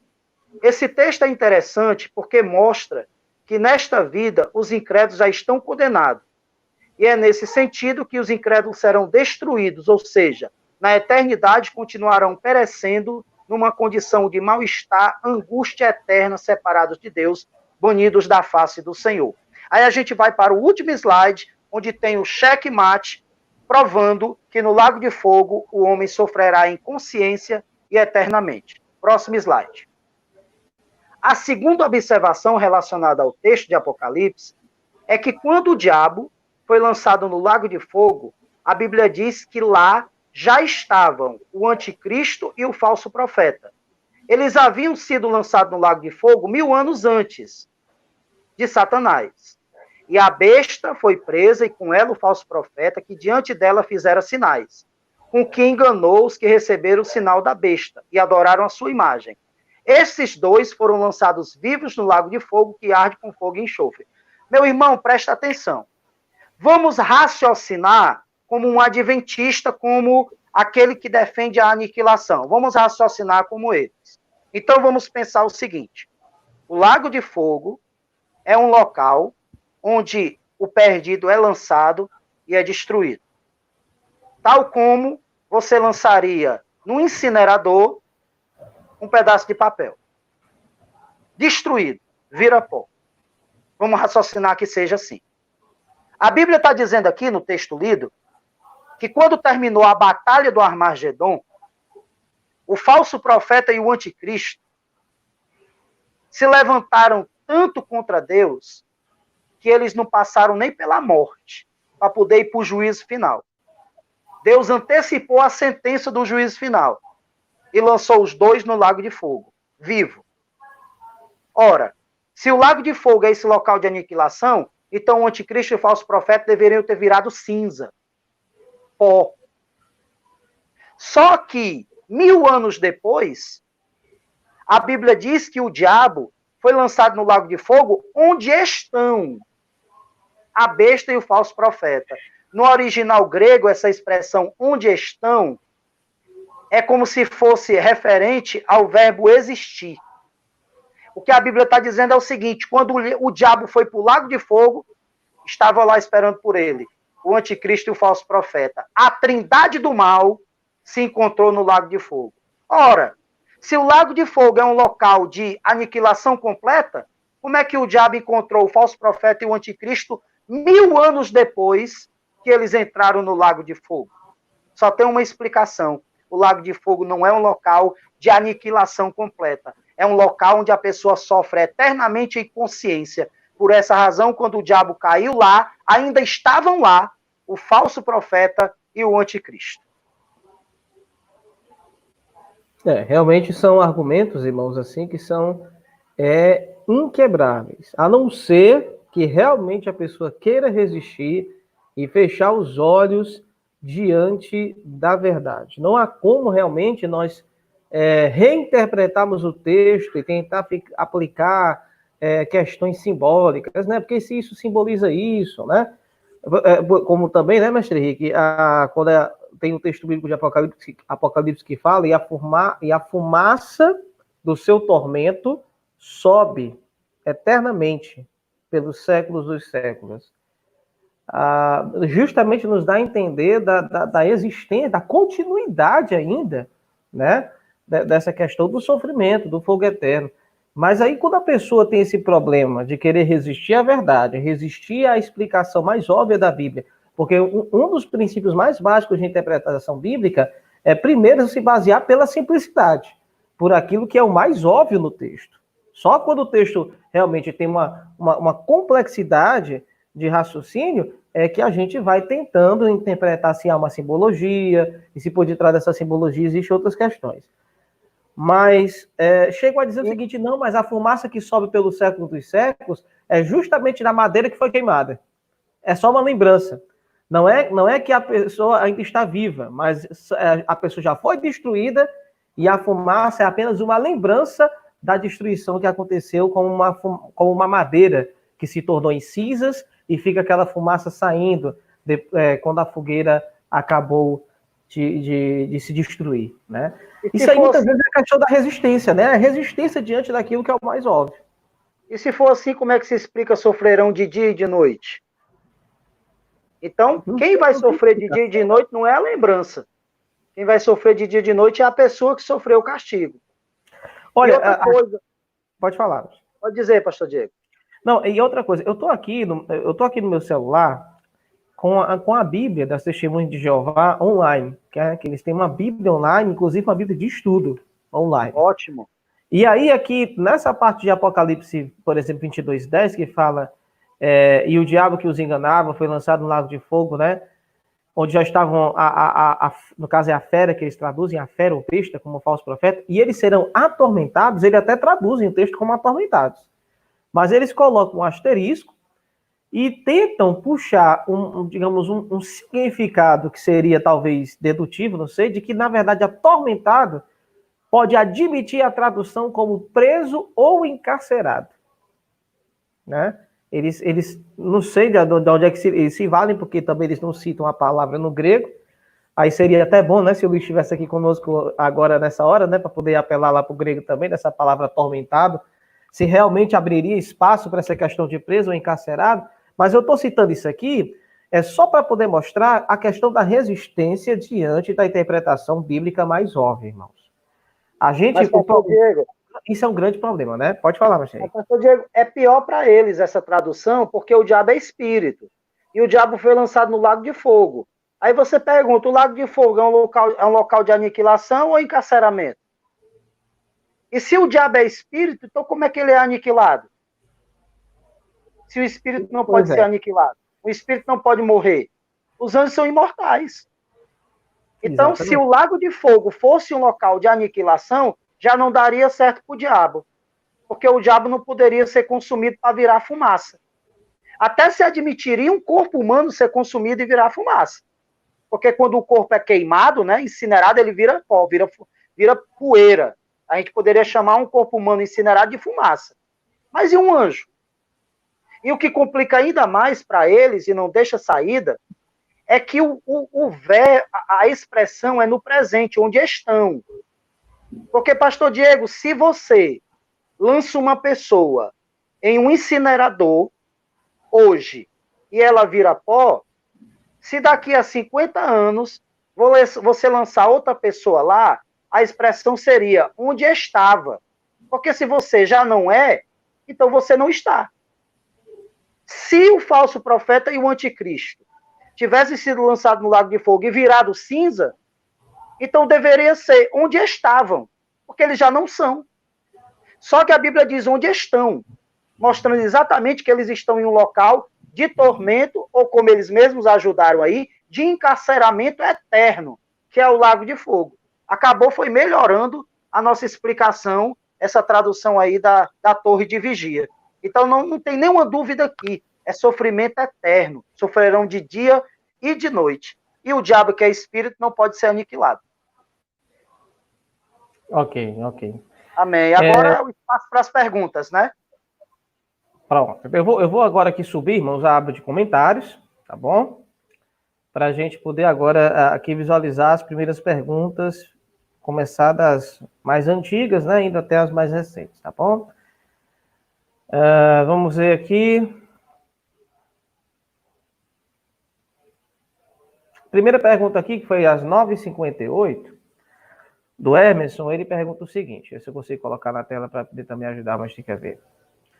Irmãos, os textos em que foi falado em alma saindo do corpo, fazendo com que se morra, não poderiam esses textos estar referindo-se à alma no sentido apenas de vida? Eu acho que ele está perguntando no sentido de fôlego de vida. Aí ele continua numa outra aba dizendo o seguinte: não estaríamos fazendo como os mortalistas da alma, em que adotamos somente o sentido em que nos é favorável?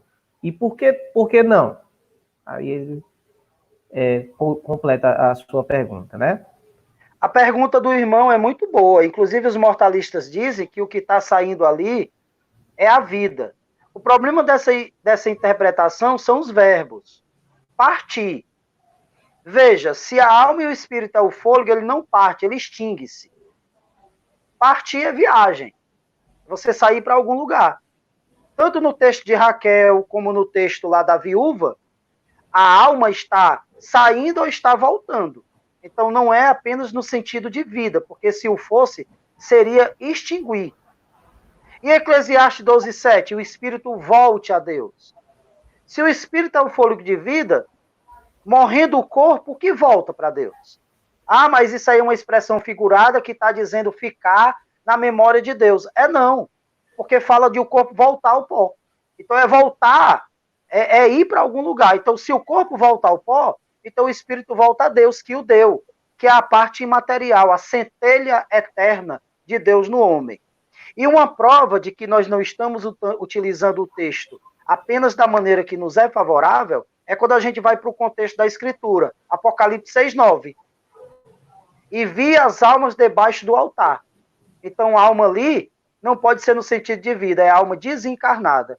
Então, pelo contexto, quando a alma partiu, foi porque ela desencarnou. Fora a avalanche de textos que nós vemos aí. Então, quando a alma sai, sai a alma, sim, para a eternidade.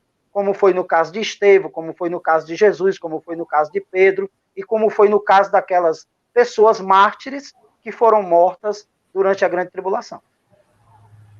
Ok. Pergunta do irmão Ezequias Lima, às 10h12.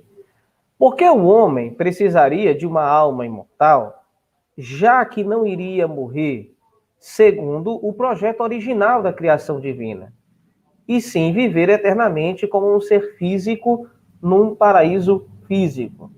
Então ele tá fazendo essa seguinte pergunta: por que então será que nós temos essa alma, né, imortal, sendo que o ser humano nunca, digamos assim, no projeto original, se não houvesse queda, o ser humano seria íntegro, né? Não haveria essa separação, essa divisão. Eu acho essa pergunta bem complicada, mas mestre Henrique, está aí para você responder. O problema é que a gente não pode especular em cima de um projeto original que não existe mais. Uhum. Deus criou o homem para que ele não morresse, para que ele pudesse conviver com Deus. Mas Deus, pela sua presciência, já sabia que o homem iria pecar, tanto que já providenciou no Éden mesmo a salvação, quando diz a Bíblia que o Cordeiro foi morto desde a salvação do mundo. A questão da imortalidade da alma e do espírito é pelo simples fato de que é uma centelha de Deus. Soprou Deus no homem o fôlego da vida. Então, pelo fato do espírito ter sido resultado de uma centelha de um ser que é eterno, a alma e o espírito não poderia, então, morrer. E no caso do homem, a ideia não era que ele tivesse eternidade no corpo, como nós entendemos hoje, no caso do salvo. A ideia era que o homem vivesse sem a morte na medida em que iria se alimentando da árvore da vida. Então, não existe esse negócio de dizer que Deus criou o homem do corpo imortal, não. Deus criou o corpo do homem livre da morte, mas não imortal. Essa imortalidade o homem iria adquirindo na medida em que fosse se mantendo fiel a Deus e se alimentando da árvore da vida. Tanto é verdade que quando o homem pecou, a primeira providência de Deus foi cortar o caminho até a árvore da vida, porque aí ele poderia ficar se alimentando de algo que daria vida para o corpo, mas com o espírito e a alma separados de Deus. Então, nesse projeto original, Deus não tinha ideia de fazer o homem com corpo eterno, não. Ele iria adquirir isso na medida em que fosse se alimentando da árvore da vida. E se Deus deu uma centelha divina, que é a sua alma e seu espírito, então isso só já basta para mostrar a imortalidade. Então nós não vamos raciocinar mais no projeto original, porque ele não existe. Como o projeto original não mais existe, o projeto agora é aquele que Deus determinou pelo seu desígnio, que o homem seja salvo em Cristo Jesus para a honra e glória do seu nome. Amém. Agora, uma outra pergunta do irmão Emerson, às 10h38. Irmão Henrique, a Bíblia diz em vários textos que o Pai ressuscitou Jesus. Em Romanos 10, por exemplo, fala que Deus ressuscitou a Jesus. Como fica essa questão? Foi o Pai, o Espírito Santo ou o Senhor Jesus? Foi os três. Aí é que está uma das questões que a gente não vai entender plenamente neste mundo. Porque, sem dúvida, Jesus ressuscitou ele mesmo. Derrubai esse templo e eu o levantarei. A minha vida ninguém a tira de mim.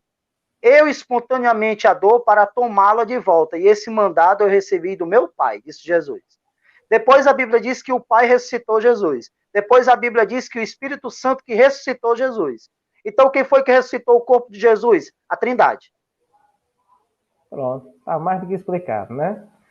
O evangelista André Elias, também às 10h43, acabou perguntando: o inferno é uma sala de espera? A gente já até abordou isso nos outros programas, né, mestre Henrique? Eu não sei se o evangelista... Ah. É uma sala de espera que eu quero é distância. A gente pode considerar que sim, né, como local intermediário. Se ele chama sala de espera um local intermediário, então é. Mas que sala de espera, viu? Pois é, pois é. Eu não sei se o evangelista André chegou a acompanhar, né, os nossos programas anteriores, mas é um estado intermediário, né, porque a gente usa nesse tempo que não é definitivo, né, um estado intermediário, né. É uma sala de espera para o Lago de Fogo. Bora colocar, porque o abençoado do Emerson aqui não para de perguntar, não. Às 10h58 ele pergunta: Irmão Henrique, eu ouvi um professor adventista afirmar que eles não acreditam na aniquilação imediata, mas que o tempo de castigo varia para cada, acho que ele falou, pecador. Eles usam o texto pouco e muitos açoites. Aí ele pergunta, aí ele continua dizendo: isso faz algum sentido, né? Ele acabou fazendo uma pergunta que eu ia fazer também para ti sobre aquele texto da parábola, apesar de que isso ia consumir um pouquinho mais de tempo, por isso que eu não perguntei logo, ia deixar para depois. A pergunta é boa dele, e é até uma questão que a gente deve ressaltar. Dentro dessa doutrina da aniquilação, tem esse tipo de aniquilação, que é uma com o passar do tempo, e tem outra que é a aniquilação completa, né, que foi lançado no Lago de Fogo e é destruído. Essa que eu falei aqui no Conversa Bíblica é essa aniquilação por completo, que é defendida por um ramo dos mortalistas. Salvo engano, as Testemunhas de Jeová é que acredita nessa aniquilação completa. Mesmo que esse professor adventista argumente, tentando fazer um arranjo, de que cada um será penalizado segundo as suas obras, aí cita a parábola, alguns com muito açoite, outros com menos, isso aí remete ainda ao sofrimento na consciência. Porque, veja, se esse tipo de aniquilação progressiva, quer dizer, uns serão aniquilados mais rápido do que outros demorarão mais, então não seria eternamente. Não seria pelos séculos dos séculos. Chegaria um dia que teria fim. É conclusão lógica. Só que isso aí vai de encontro ao texto do Apocalipse que diz que os que caíram no lago de fogo sofrerão de dia e de noite para todo sempre. Como é que sofrem de dia e de noite para todo sempre, e uns é aniquilado na frente, outros aniquilados depois? Isso não teria nenhum sentido.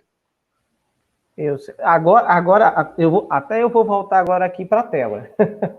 Eu vou ter uma aí para ficar falando melhor aí sozinho, mas agora eu vou fazer uma questão aqui que eu achei interessante sobre esse ponto aí, dessa aniquilação, digamos aí, parcial, né? Aliás, que a pessoa começa, aí passa um tempo, de acordo com cada pecador, e depois termina? Pastor Diego, sem querer te interromper, mas eu prefiro a aniquilação total, ela é mais coerente. Pois Concorda? A aniquilação total é mais coerente. É isso que eu ia falar, porque se a gente pensar numa aniquilação que ela é variante no tempo, de acordo com a vida que cada um levou, a gente está meio que falando aí numa questão de que a condenação seria em vez de uma salvação por obras, né? Seria uma espécie de condenação por obras. E esse raciocínio se assemelha até um pouco ao raciocínio do purgatório da Igreja Católica, não? A gente não lembra que na Idade Média o purgatório, ele também, a Igreja Católica o dividia por dosagens de tempo. Uns ficariam 500 anos, outros ficariam 1000 anos. Inclusive, foi até argumento do Lutério, que o Papa, se ele quisesse, poderia tirar todos o purgatório com uma única indulgência. E que ele deveria... onde é que tem isso na Bíblia aí? Oi? E onde é que tem isso na Bíblia? A parábola e os açoites é um arranjo muito grande. O castigo eterno, realmente na consciência, para uns vai ser um açoite mais forte, para outros não. Mas aí Jesus está falando de uma questão de consciência. O que destrói essa aniquilação progressiva, de acordo com a obra de cada um, é a expressão: sofrerão de dia e de noite para todo sempre. Se é para todo sempre, então não tem fim.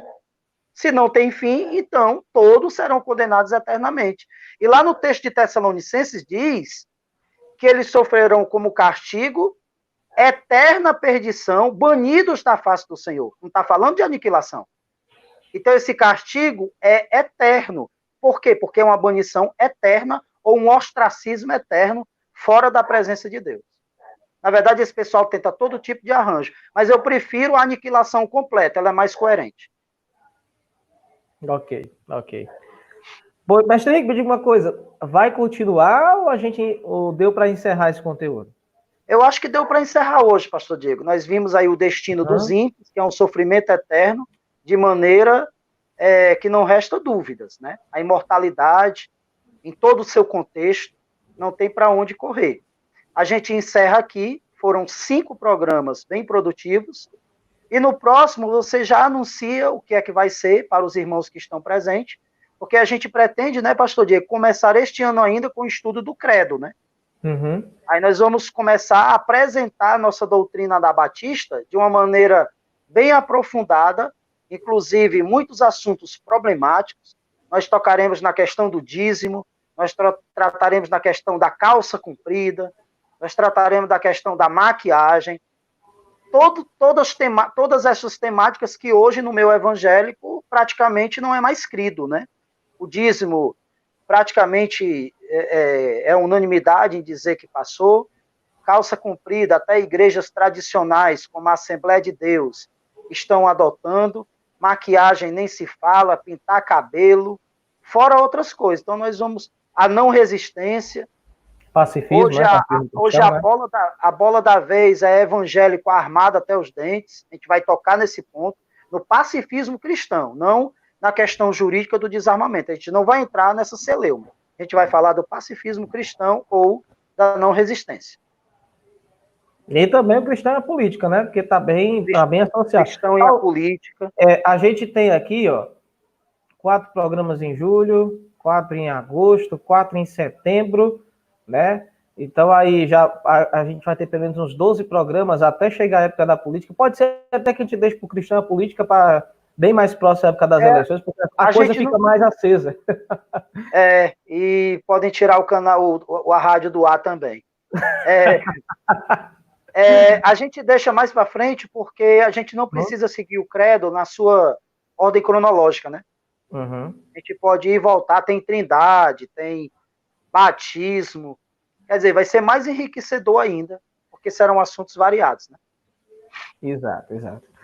Pois, Pastor Henrique, então foi uma maravilha essa noite, a gente ter continuado, né, esse processo. Eu quero lembrar os irmãos mais uma vez sobre amanhã, que nós vamos falar sobre a questão de conselhos para pregação, amanhã 10h20, vamos estar compartilhando o link, né, via Google Meet, né, nessa sala. O Mestre Henrique vai estar amanhã conosco.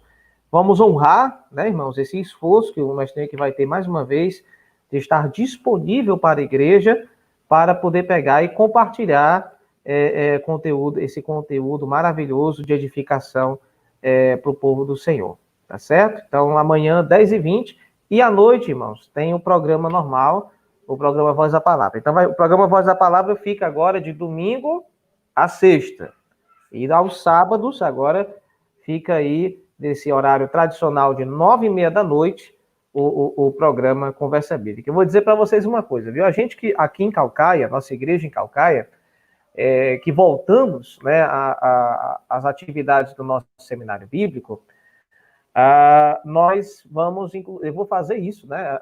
Falar aos irmãos que esse programa Conversa Bíblica, viu, Mestre, vai virar uma cadeira de seminário. Quem quiser ganhar mais crédito no seminário vai ter que assistir o programa Conversa Bíblica todo sábado.